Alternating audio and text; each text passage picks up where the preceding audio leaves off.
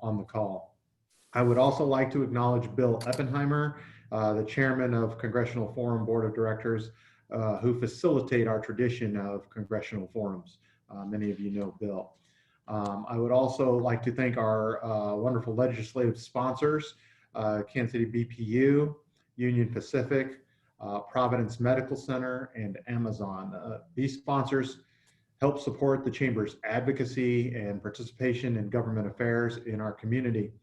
As a business organization and community partner, we closely monitor local, state, and national legislation that directly impact Wyandotte County, our members, and the state of Kansas. The Chamber is proud to host today's candidate forum with Representative Sharice Davids. Thank you, Representative Davids, for joining us today. We look forward to your remarks.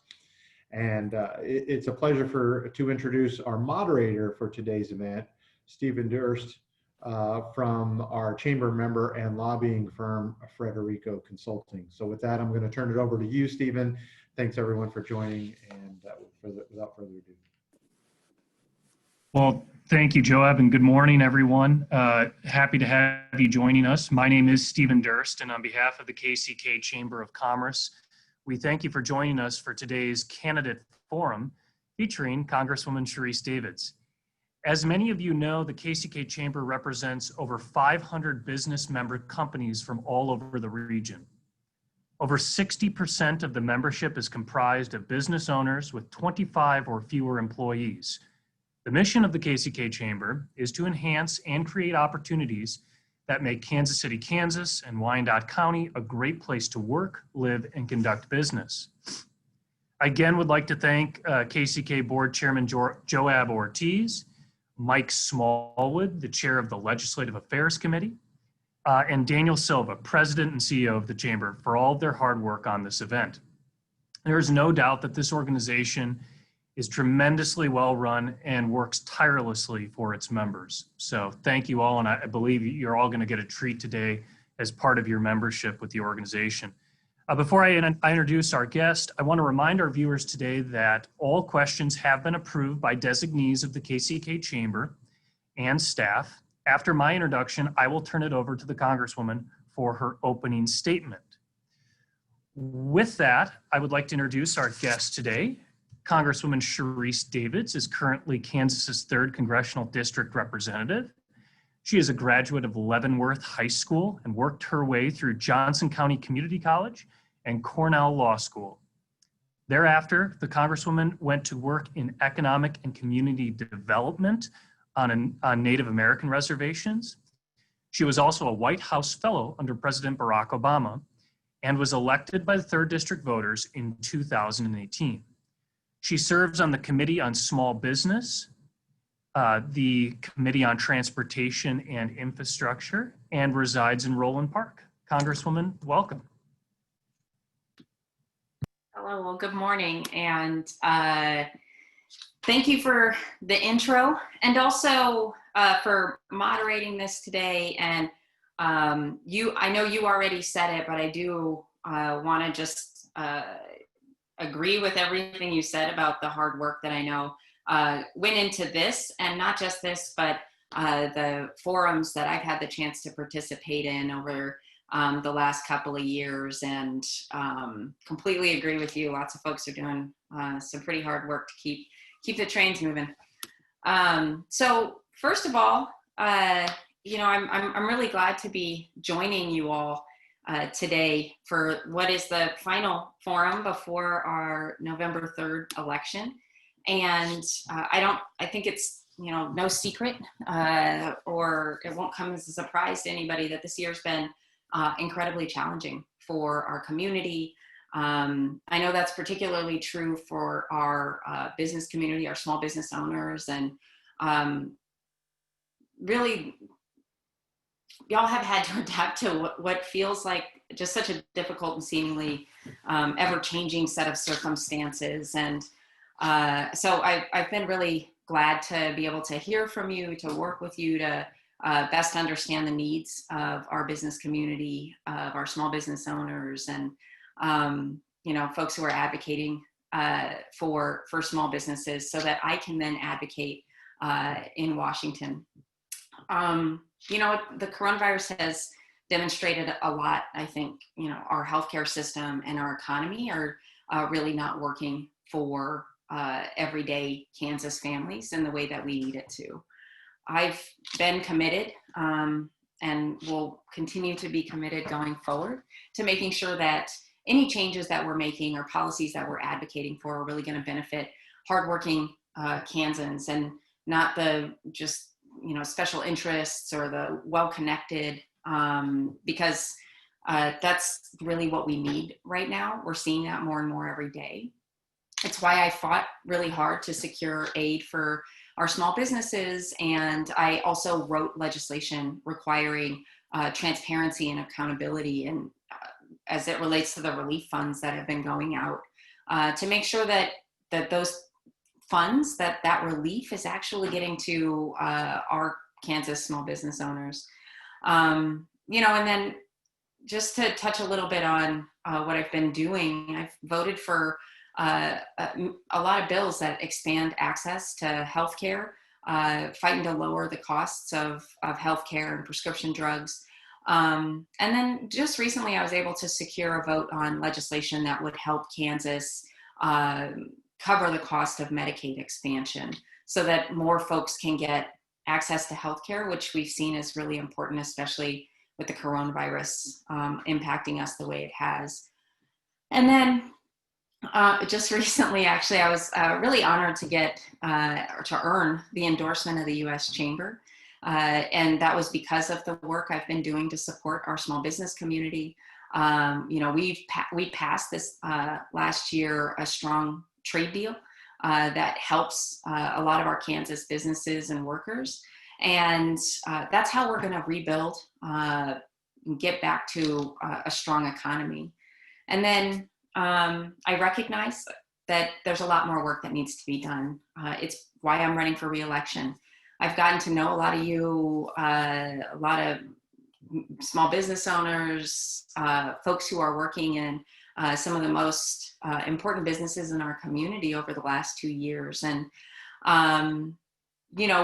I also recognize there's probably some folks on here that maybe we haven't had the chance to meet, or you don't know much about my background. So I'll share a little bit of that, and then we can really get into the Q&A here. So for folks who don't know, I have 2 little brothers. We were raised by a single mom who served in the Army for 20 years. And she was a drill sergeant for a little bit of that time. I often joke that I've got the push-ups to prove it.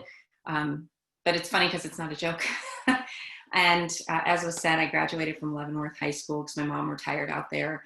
And, I feel like every opportunity I've had in my life has stemmed from the fact that I had a quality public education. And I felt like, growing up, I felt like Kansans really had the opportunity to succeed.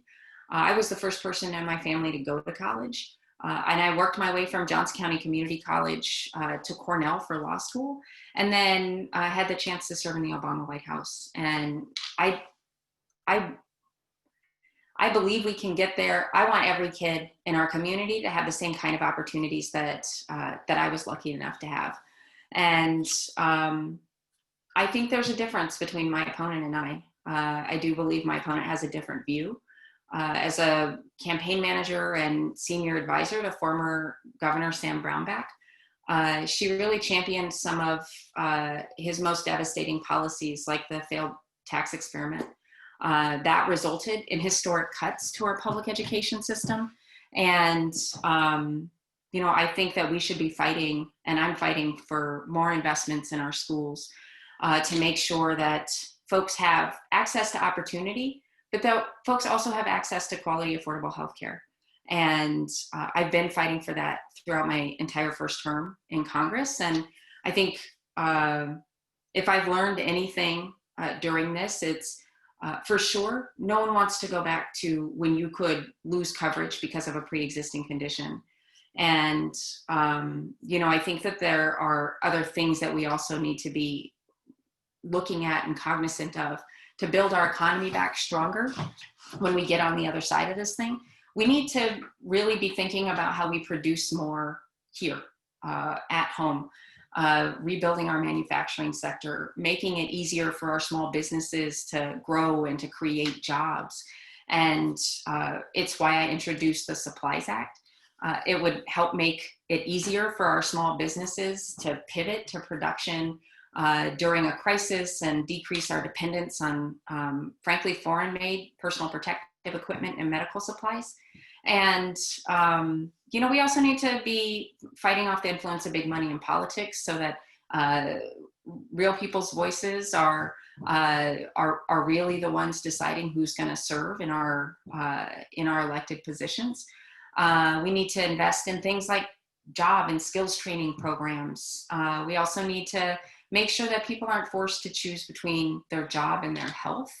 And I think that we've seen and can get to bipartisan solutions that are going to get us there. I think that in this time, people are rightfully sick and tired of the partisan gridlock that we're seeing in Washington. I know folks, I hear it all the time. People expect the leaders of both parties to work together, not just retreat to their corners when things are tough, when the conversations are hard. And I have been really proud of my record of working with Republicans and Democrats to do what's best for our state. And in these unprecedented times and challenges that we're facing, we really have the opportunity to rebuild our economy, to get our healthcare system to a place where it actually works for people, and to make sure, frankly, that folks have the same kind of opportunities I feel like I had growing up. And, if elected for a second term, I'm going to keep pushing for all of those things and continue doing everything I can to best serve our community. Okay, I'm going to stop there so that we can get to the questions, because I know that's probably why a lot of folks showed up. Well, Congresswoman, thank you. Wonderful opening statement. Appreciate those comments. We will get started. Actually, a lot of the points you talked about, we'll talk about today, and you can expand upon them. So let's jump right into unfortunately, the topic of the year, and that is COVID. On February 29th of this year, Washington State was the first state in the country to confirm the death of a resident due to the novel coronavirus, or COVID-19. Since then, that virus has touched every aspect of our lives.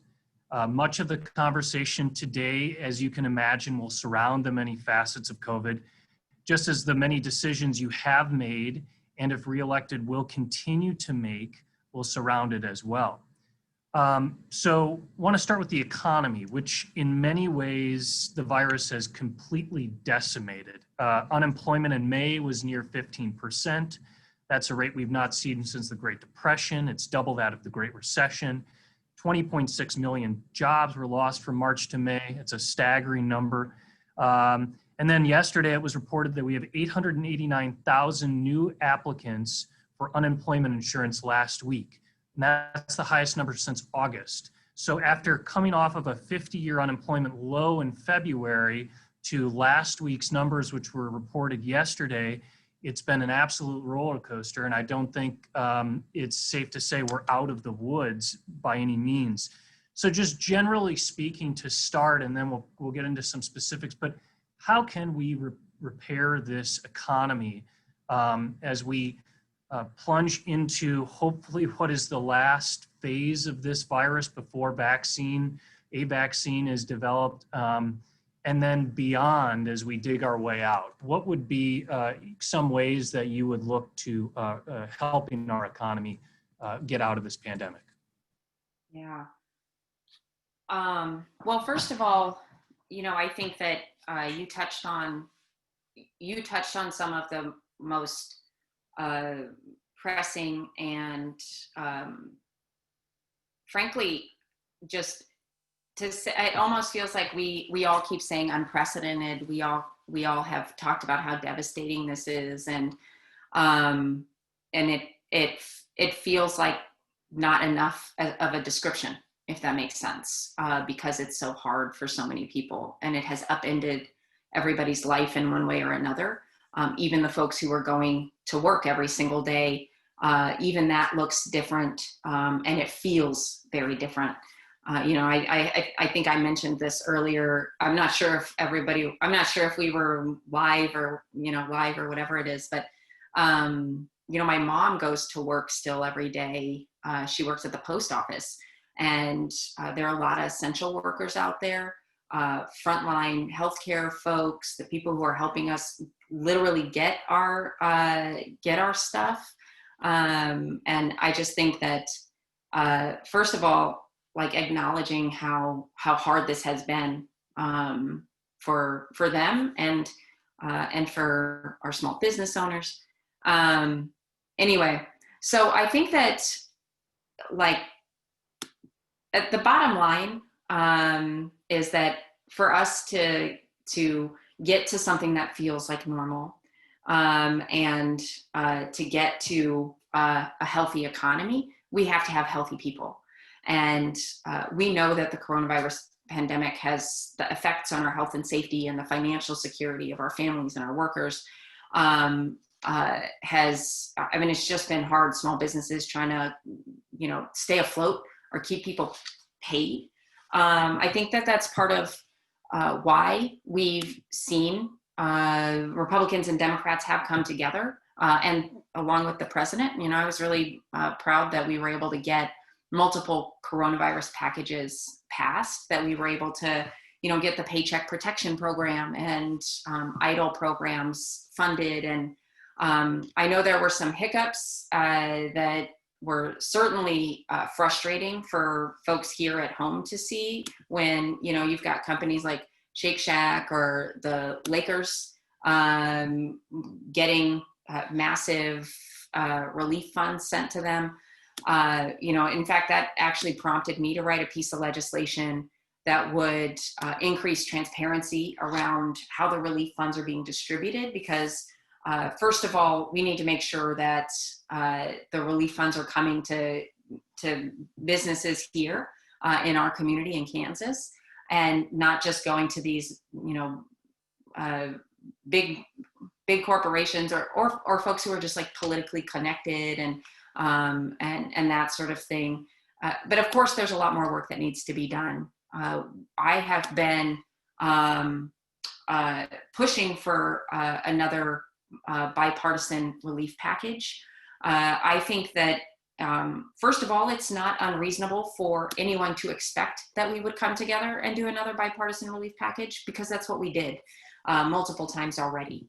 And, I think that coming together and making sure that we have a package that increases access to testing, protective equipment, and other vital supplies. And of course, I'll continue to push for my bill, the Supplies Act, to help our small businesses be able to pivot. I think that these are the things that we need to be pushing for. We also need that package to direct further assistance to small businesses. We got to make sure that the Paycheck Protection Program and EIDL are shored up, and that those are going to continue to be available for our small businesses. I do think that state and local funding is going to be an important piece of keeping our healthcare workers, our teachers, our firefighters, and other frontline folks, on the job and doing the things that are really helping to save lives. And then, and I know I already talked about the transparency and accountability, but I just, after seeing some of the news that we saw, I know that it's going to be really important that we ensure that the relief goes to the people who need it the most. And then the last thing I want to say, which is it's about the economy, but it has to do with that concept of we can't have a healthy economy without healthy people. And when I say that, I know that we hear about this all the time, but we have got to have a national testing strategy. We need to make sure that we that folks have access to the medical equipment that they need. We need consistent, trustworthy, and non-politicized guidance from the CDC about ways that we can keep our community safe, about ways that we can, keep our families and those that we love and care about safe. And I think that, that national testing strategy and contact tracing strategy will be a huge part of how we get our economy back on track too. Thank you for that. A couple of follow-ups. So let's talk about PPP for a second. You noted there were some hiccups, and that's been pretty well reported. But you also mentioned that it was crucial keeping small businesses open, and that's been well documented as well. Small businesses, as you well know, they were the primary beneficiaries of the program. The average loan size was around 110,000, and close to 87% of those loans were under 150,000. And then in Kansas, which I actually find startling, 52,000 loans were given out in our state alone, which is a massive number. So there were hiccups, but you talked a little bit about the stimulus and some things you'd like to see in terms of testing and PPE and direct assistance to small business. Would you advocate for PPP-like program in the next stimulus bill, additional funds, and would you advocate for automatic forgiveness for loans below $150,000 as some of your colleagues and some national experts are advocating for? Kind of a two-part question there, but would love to know your thoughts a little bit more on the program. Yeah, so that's a really good question. First of all, to the first point, we definitely, in my view, have got to make sure that the Paycheck Protection Program has the resources that it needs. We have to make sure that it's not, and I want to also say the EIDL program too, which is the Emergency and Disaster Relief, the Emergency and Disaster Relief loans. The DC people use all the acronyms too much, but so I think that both of those programs have played a really key role in this. And yes, I think that we have to make sure that the funding is available. When it comes to the forgiveness piece, we've actually we've had a number of hearings in the Small Business Committee, which I think we talked about me serving on. I'm on the Small Business Committee. And it's part of why I've been so enmeshed in learning about and addressing PPP, Paycheck Protection Program issues. On the forgiveness, I do think that we need to make sure that, first of all, that the process is streamlined, because when we're talking about these loans, whether we're talking about the significant portion that we're under 100,000 or, the proposed 150K amount, at any rate, any of those loans are probably businesses that don't have a massive in-house accounting department or, a massive in-house legal department. And I think that, we have to make sure that we're not overburdening those businesses, because first of all, the hiccups, I called them hiccups, and probably anybody who's watching who actually had to deal with that I would imagine it's like, it was a lot more than hiccups, because it took a long time. We had rolling guidance coming out. At the end of the day, we have to make sure that we have a streamlined process. I am certainly open to talking about and hearing more about where is that threshold, 100, 150K. I think 150 is probably the number that I've heard the most. And even from, I want to say Secretary Mnuchin on multiple occasions has offered that up as a benchmark number. And I haven't seen any specific legislation around that, but I know this is like a candidate portion, but I would please encourage anybody who's watching, if you have participated in the Paycheck Protection Program and have thoughts on the 150K threshold, and also the process that the SBA is trying to streamline. These are literally the things that we're having hearings on in the Small Business Committee right now. Please reach out to our office because I would love to have a conversation with you about whether or not that feels like the appropriate threshold for, I mean, in this community, I know that a significant portion have been under that amount. So I will say that, I haven't seen any specific legislation yet, but I would love to be able to get our input from this district on that as it develops. But it needs to be streamlined. It needs to be, we need to avoid the issue of like a rolling guidance so that people aren't submitting paperwork, getting it back and having to do something different next time, because that was, yeah, I'm sure a lot of people would call it a lot more than a hiccup. The inside baseball is fascinating, so we appreciate that.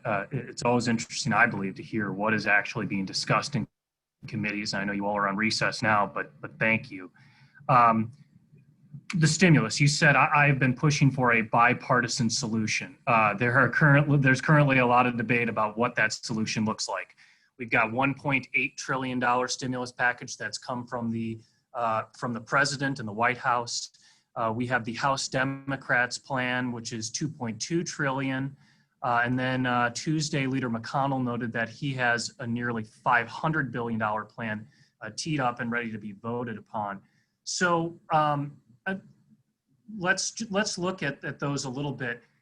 You said testing and PPE. That's fine. Are there other things in the House Democrats package that you would like to see? And if you want, you talk about bipartisan, are there some things in the Senate's package or the White House's package that you feel would be appropriate in some sort of a compromise bill? I'd love your thoughts on that. Yeah, that's, so first of all, that's a really good question, because I think a lot of people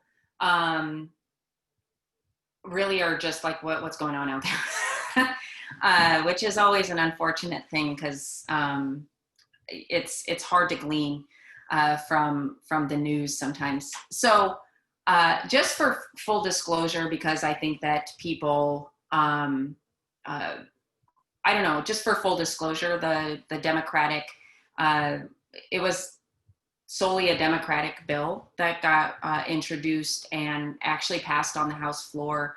But I didn't vote in favor of that package most recently. And the reason is because we have to have a bipartisan package. If we're going to get it through the Senate and the president's going to sign it, that's what we need to have. There were things in that bill that I have been pushing for that I want to see, like the state and local funding, which I brought up earlier. And then we also, I think the unemployment relief is something that we need to see. And then, and I think that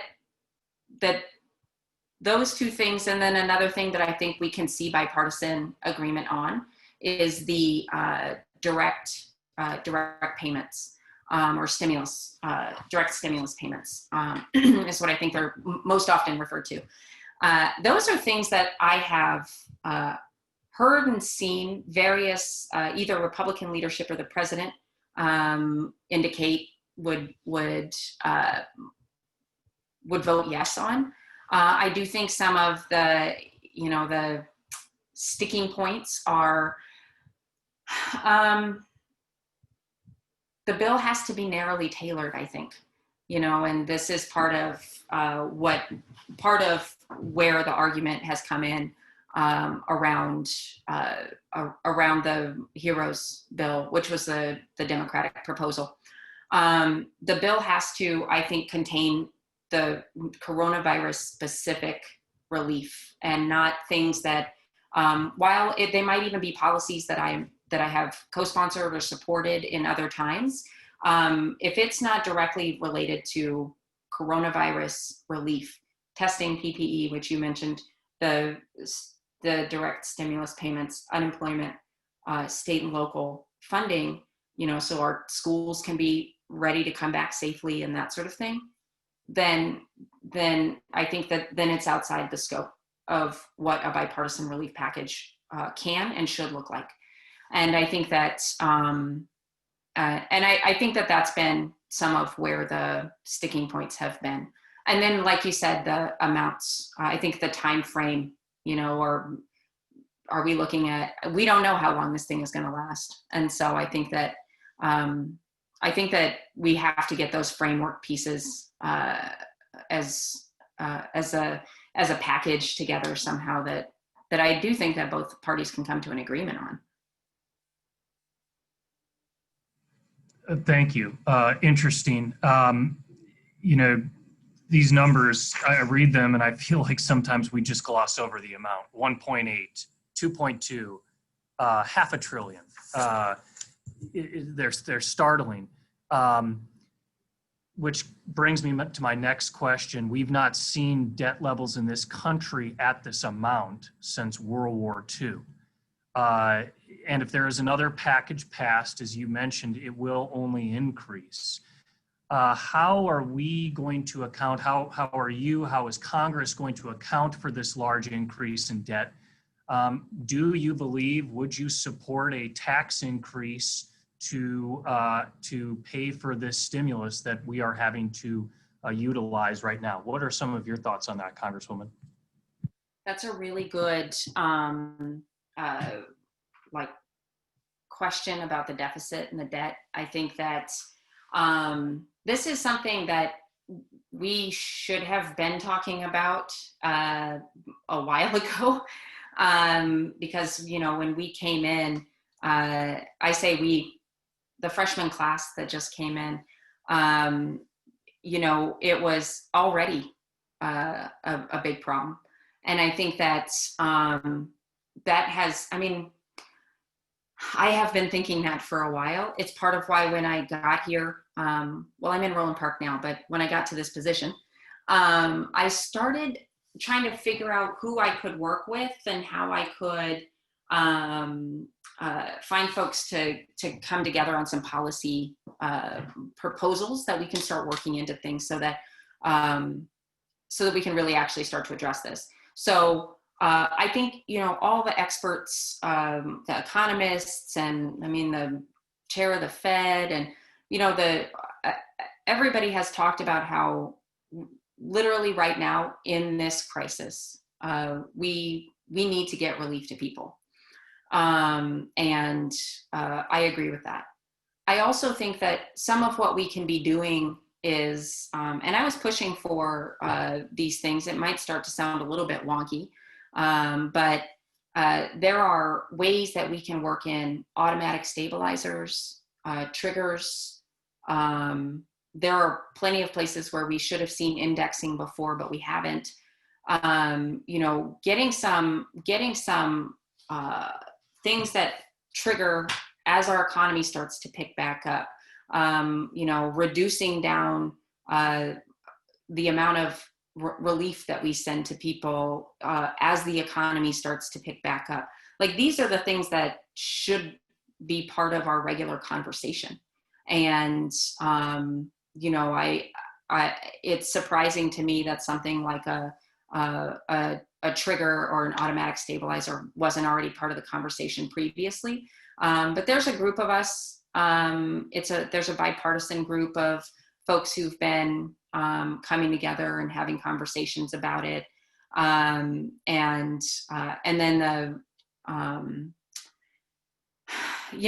I think that right now, getting a bipartisan relief package done because of the devastation of the coronavirus pandemic is a top priority. But we really need to be figuring out ways to work in these policies so that we're not just having the political dogfight, that political dogfight is going to happen next Congress or the one after that, because it keeps not happening.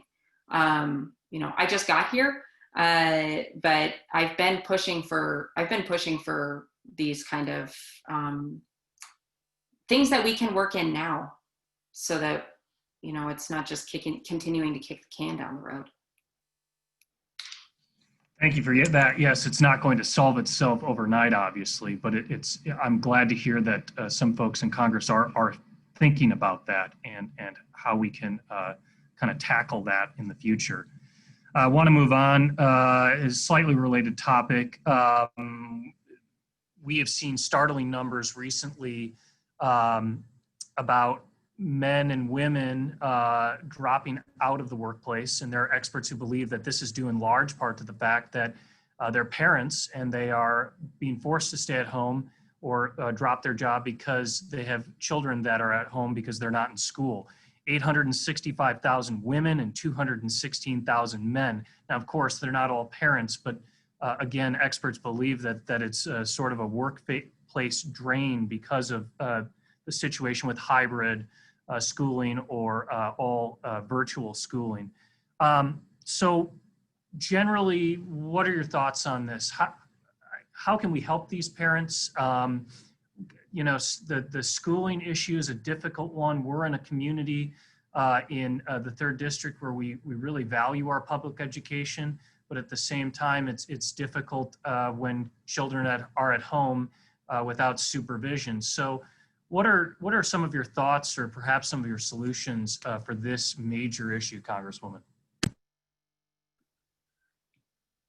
This is a big issue. I actually feel like, I think some of us try to be as supportive as possible, recognizing that, it's yesterday I was on a Zoom with some folks, and there were a couple of kids that came in, and I was like, well, it's not a Zoom these days without parents trying to figure out how to navigate it. So I think that there's a couple of things that I think about this. First of all, I don't think that, folks shouldn't be in a position where they're having to choose between childcare and, employment. Folks shouldn't have to choose between their health and earning their paycheck. But it is, as you were saying, this is the reality for so many people right now. And, I think that the framework we're operating under here, the big picture is that, we're not going to get back to anything close to normal until we've got the coronavirus contained. I think that all of us recognize that, but, which is why I'm always pushing for the national testing strategy and contact tracing. I know WICO Health has a pretty robust contact tracing program, but not everybody, not everybody's communities has, a super strong contact tracing program. But I think that there are things that we also should be talking about to make sure that parents have that flexibility, both in as it relates to the childcare and their workplace. And I think some of that will come from the conversations and engagement with the business community. First of all, I think, surprise, surprise, the federal government isn't the place that comes up with the best ideas. I think that conversations with the business community, hearing how they're addressing things, hearing what some of the interesting ways that people are already trying to figure out how to address these issues. And then that way we're coming up with policy that we can, that everybody can get behind. So that's one piece of it, is just making sure that we're actually engaging the business community and not having, the federal government be like, this is the solution to the balance between childcare and employment. And then I do think that there are some things that, I already was supportive of that could help in this space, like the child care tax credit. I think that that's something that we have as a mechanism that can help alleviate some of the child care expenses. And then, I think that I think at the end of the day, although it's a more exacerbated problem, but I do think that, like, this is something that we're going to have to deal with no matter how long this coronavirus pandemic lasts.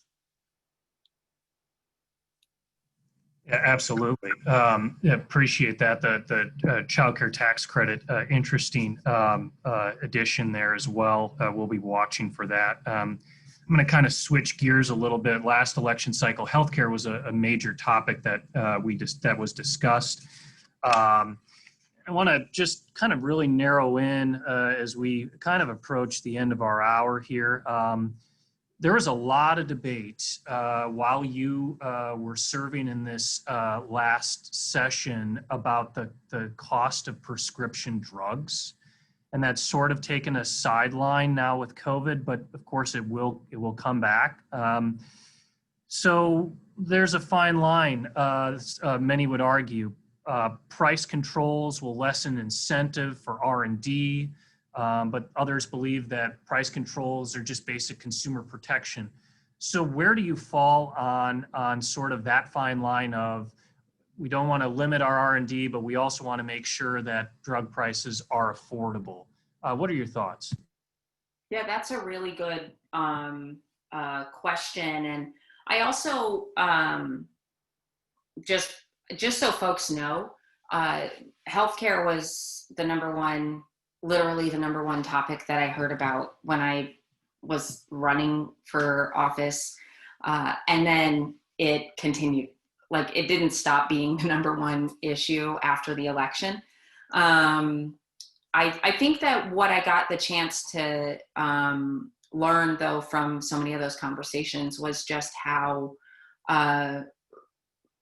many different healthcare issues there are. Because there's, of course, the access to affordable healthcare, and then there's things like surprise medical billing, which is rampant.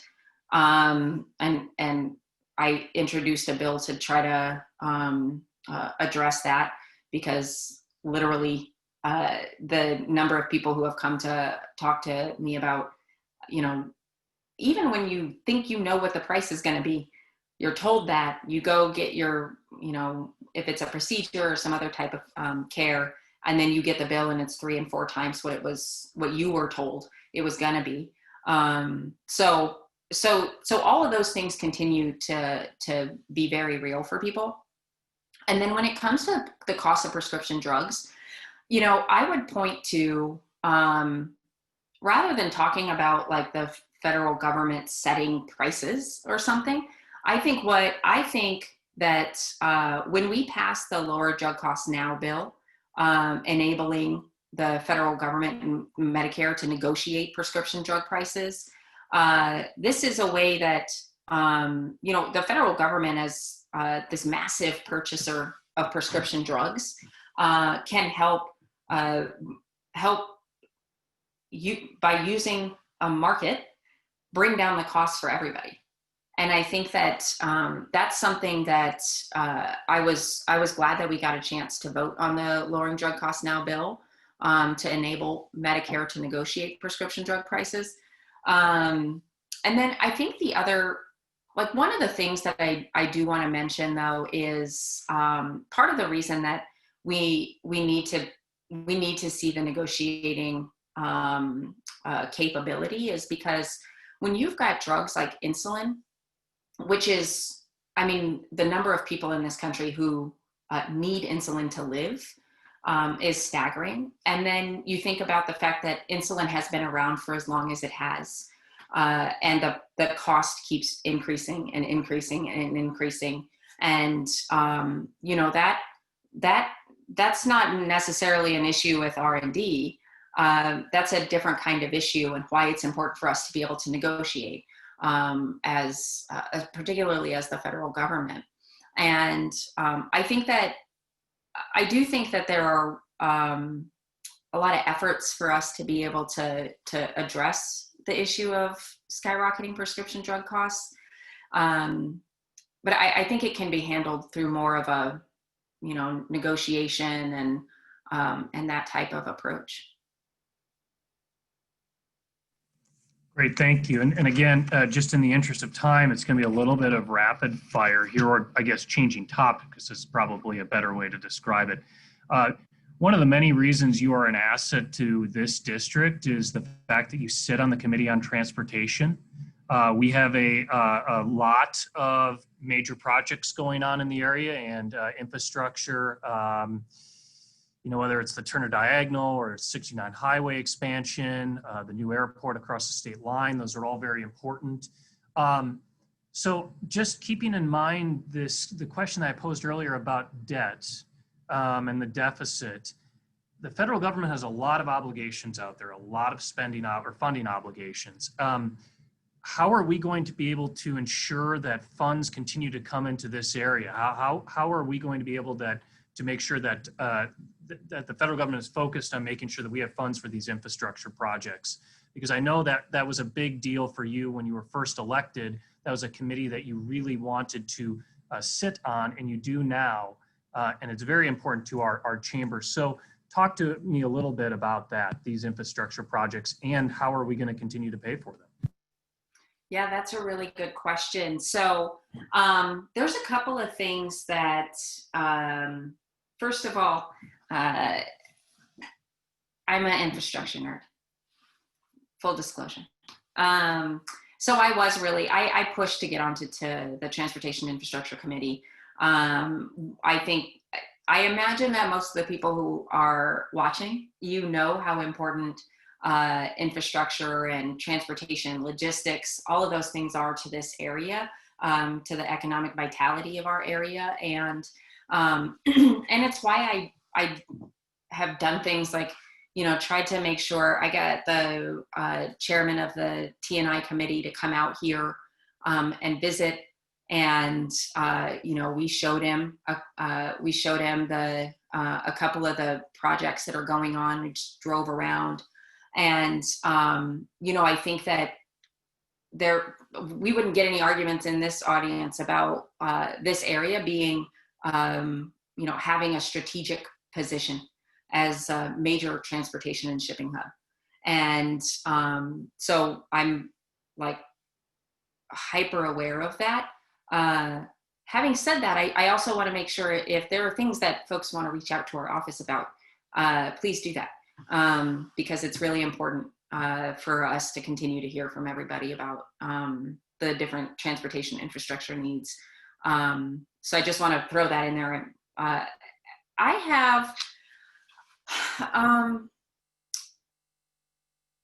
have been pushing for us to address the, frankly, shortfalls in our infrastructure, funding of projects, whether we're talking about some of the projects that the Army Corps is working on, making sure that they're getting the funding, allocated so that the the various projects that we have here in our area to mitigate some of the flooding that we've seen and other things. We just have such a backlog of roads projects, bridges, transit, our rail system, and I think there are a couple of things that we need to be thinking about. In fact, we passed the Moving Forward Act out of the House, which is a pretty broad, sweeping piece of infrastructure legislation. I don't think the Senate is gonna take it up, but it included a lot of really good provisions in it about making sure that we're building resilient infrastructure, so that in the future we're not saddled with a bunch of repairs that we could have planned for ahead of time. Things like making sure that our infrastructure can withstand the impact of these natural weather events that are getting more and more extreme because of climate change, tornadoes or flooding, the things that are really impacting us.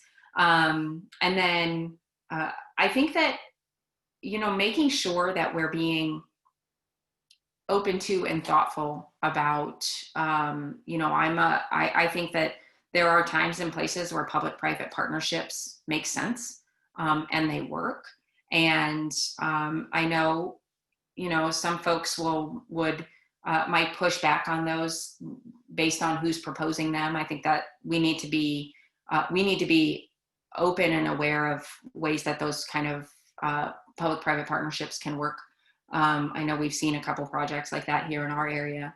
And just making sure that we're, again, I think when we talked earlier about the automatic stabilizers and, making sure that we're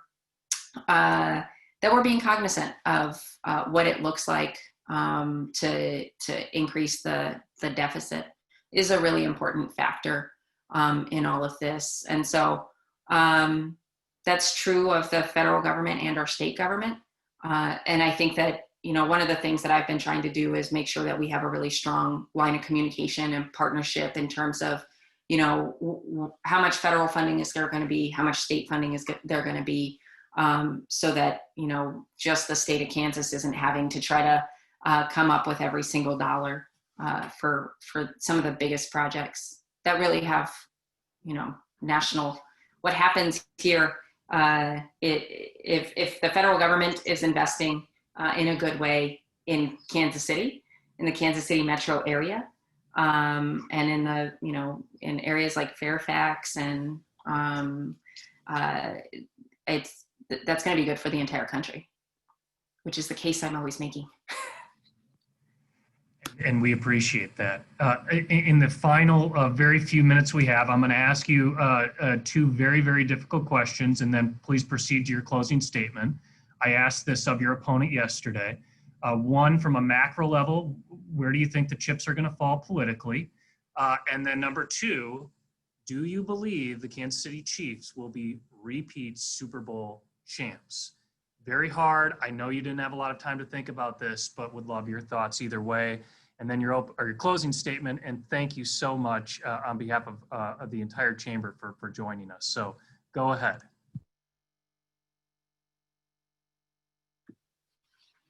I just said the most profound thing while I was muted. No, I'm kidding. I don't spend much time playing games with chips because I'm not really that strong of a predictor. I think that I feel optimistic that that going forward that we'll see less of a chaotic approach to things. I think that we'll see I think we're going to see a lot less of a chaotic approach. So I'll say that. And then, of course, I think the Chiefs are going to win the Super Bowl. One of the things that I love is that we have the opportunity to all come together no matter what. First of all, to recognize that Patrick Mahomes is the best quarterback in the league. And that, barring some things occasionally that might happen, I think that we're going to see a really great season going forward. I think that, I'm optimistic. I'm optimistic about our chances. And I just hope we can figure out a really innovative and creative way to have our parade. I was just going to mention that you were at the last parade, weren't you? I was, and I was. Experience. Yeah, I literally, we had the State of the Union, and I was like, didn't get home until midnight, and then I got on a plane at like 5 a.m, flew back just so I could. I mean, you got to do it. The adrenaline was going, I'm sure. Yeah, and I was scaring everybody on my team, jumping in and out of the back of a truck. Just kept getting too excited. I mean, we won the Super Bowl. Absolutely. Well, again, thank you. And if there are any closing words you wish to say, we are at 12:30, but if there is anything, I shouldn't spend so much we would time love to hear it. Well, first of all, I think I'll close with just a couple of things. First of all y'all could have been doing a bunch of stuff with your time today, and you decided to get on here and sit through and listen to the Q&A and hear about the work I've been doing. I have very much appreciated the opportunity over this last couple of years to participate in the Chamber's Forum. I think that it's been a great way for me to connect with all of you, to hear from you, to learn a ton. And I will look forward to continuing to work with you, to continuing to learn and listen and take these issues that we've talked about out to DC to advocate. Well, thank you. And I think Daniel is going to take us on out. Sure thing. And on behalf of the KCK Chamber Board of Directors and staff, and of course, all of our wonderful members, we want to thank you for your service, Representative Davids. Thank you for spending time with us today, and good luck. Thank you so much. I appreciate it. Everybody have Take a good care. day. Stay safe.